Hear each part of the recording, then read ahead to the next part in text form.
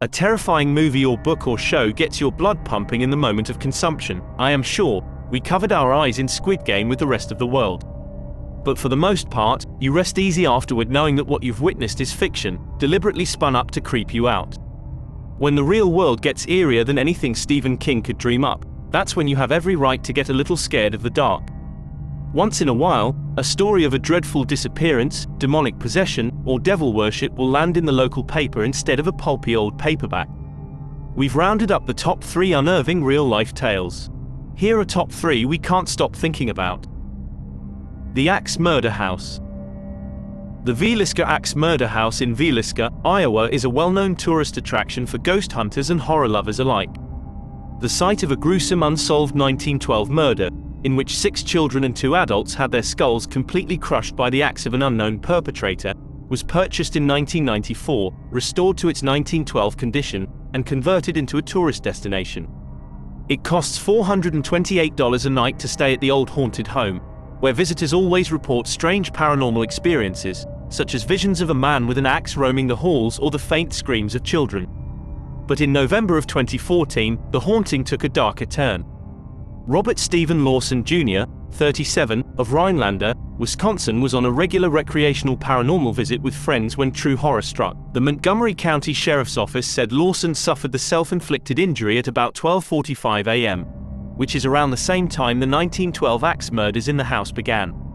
Lawson recovered from his injuries, but has never spoken publicly about what occurred that day. The death of Elisa Lam.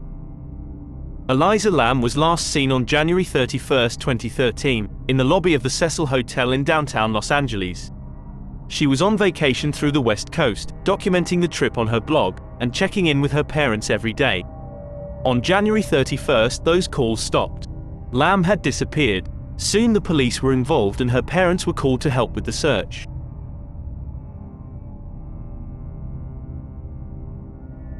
They had nothing. That February, LAPD released elevator surveillance footage of Lam before her disappearance. The footage shows Lam behaving strangely in the elevator, appearing to talk with invisible people, peering around the corner of the door, crouching in the corner, and opening and closing the door. But what exactly is going on in this video raises more questions than answers. Theories range from psychotic episodes, to demonic possession, to unknown assailants just out of the camera's view. Around that time, hotel guests started reported weird things happening with the Cecil Hotel water supply. On February 19, 2 weeks after the video was published by authorities, maintenance worker Santiago Lopez found Elisa Lam's dead body floating in one of the hotel water tanks. Lopez made the discovery after responding to complaints from hotel patrons about low water pressure and a weird taste coming from the tap water. According to a statement by the chief of the Los Angeles Fire Department, the tank in which Lam's body was found had to be drained completely and then cut open from the side to remove her 5'4" frame.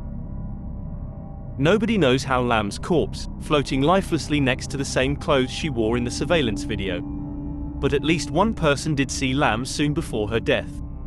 At a nearby shop, eerily named The Last Bookstore, owner Katie Orphan was among the last to see Elisa Lam alive. Orphan remembered the college student buying books and music for her family back in Vancouver. When the autopsy results for Lam's case came out, it only served to ignite more questions. The toxicology report confirmed that Lam had consumed a number of medical drugs, likely to be medication for her bipolar disorder. But there were no indications of alcohol or illegal substances in her body. In February 2021, a Netflix doc called Crime Scene: The Vanishing at the Cecil Hotel explored Elisa's tragic case and the history of the cursed Cecil Hotel. Issei the Cannibal. In 1974, 24-year-old Wako University student Issei Sagawa allegedly followed a German woman to her home in Tokyo, Japan, broke into her apartment while she was sleeping, and attempted to cut a piece of flesh off her body to consume. When she awoke, she reportedly fought him and he was later captured by the police.